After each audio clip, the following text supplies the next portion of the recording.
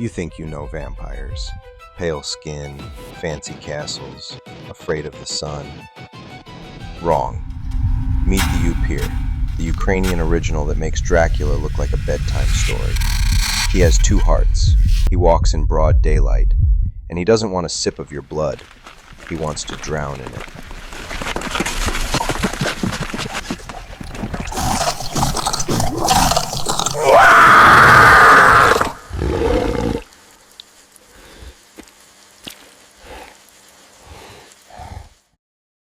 Let's dig up the grave.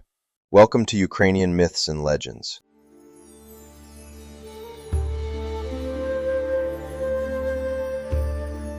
All right, welcome to The Explainer. Today, we're going to sink our teeth into one of horror's most iconic figures, but we're going to uncover a story you probably don't know. We're looking past the cape and the castle to find the raw, folkloric roots of the vampire. So, let's start with the image that pops into all of our heads, right? The aristocratic, seductive creature of the night. This is the vampire that's basically owned books and movies for over a century. You know the type. He's this mysterious, foreign count living in some remote, spooky castle. He's charismatic, super powerful, maybe even a little bit romantic, but he's always an outsider, isn't he? An invader coming into our world from somewhere far away. Yeah, that image, the one that's immortalized in lines just like this one, it's pretty much the blueprint for the modern vampire. Bram Stoker's 1897 novel created this powerhouse of a monster that has been haunting pop culture ever since. But you gotta wonder, where did Stoker even get these ideas? Because this is where our story really gets interesting. What if that original vampire wasn't some invading nobleman at all? What if it was actually a terrifying problem that came from right inside the community itself?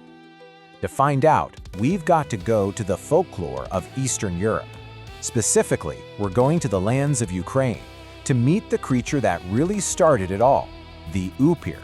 This is the OG. Okay, so forget the tuxedo and the fancy accent. The Upyr is no aristocrat. It's a corpse, literally, animated by an impure spirit. And its origins? They're way more grounded in the real-life anxieties and beliefs of an everyday village. And here is the absolute key difference. You didn't become an Upyr because you were bitten. No, it was all about how you lived and, even more importantly, how you died. These souls were called the unclean dead, basically souls trapped between worlds. Just think about that for a second. According to the folklore, if your death was premature or violent, or if it just broke the rules of society in some way, your soul could be denied peace. You'd be doomed to come back and torment the very same people you used to live with. So how does this really earthy, terrifying figure from Ukrainian folklore stack up against the literary icon that it inspired? Well, let's put them side by side and see. I mean, the difference here is just striking. The Upyr is this tragic, horrifying figure from your own village. It could be your neighbor. It could even be your family. It's a sign that something is wrong inside the community. Dracula, though, he's a gothic fantasy, a singular, external threat from some far-off land. Which, brings up a really big question.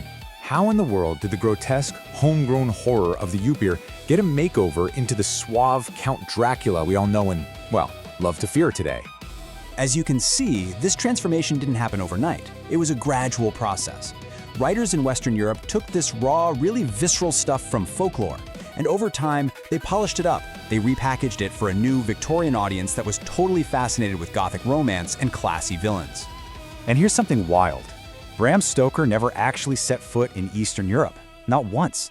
He was just a master researcher. He spent years tucked away in the London Library, just devouring books on the region's history, its folklore, everything, all to build his incredibly detailed world. And get this is how the modern vampire was really shaped. A simple mistranslation of a Romanian word helped create one of the most lasting traits of the literary vampire, this whole concept of being undead. It's the perfect example of how folklore gets filtered and sometimes even fumbled on its way into fiction. So, after all that, why should we even care about this original folkloric Upyr? I mean, what does this ancient monster tell us that its more famous literary descendant doesn't? Well, the myth of the Upyr was never just some scary story you'd tell around the campfire. It was a really important way for communities to deal with very real fears. Fears about social order, about the need for proper burials, and about the danger of unresolved conflict right there in the village. And that's really the heart of it. The fear of the Upyr is so much more intimate, more communal, than the fear of some monster from far away. When that myth got romanticized and turned into Dracula, yeah, we gained a timeless villain for sure, but we lost this incredibly deep communal terror and all the social lessons that came with it. When you hear the word vampire, what pops into your head? For most of us, it's probably that classic image, right? An elegant figure in a black cape, living in some spooky Gothic castle. Terrifying, but also kind of charming. And that, of course, is Count Dracula. So, are they related? The answer is yes and no. Dracula is not an Upyr. He's a literary descendant, a distant relative that's been transformed for a completely different audience. The Upyr is the authentic, terrifying spirit from folklore.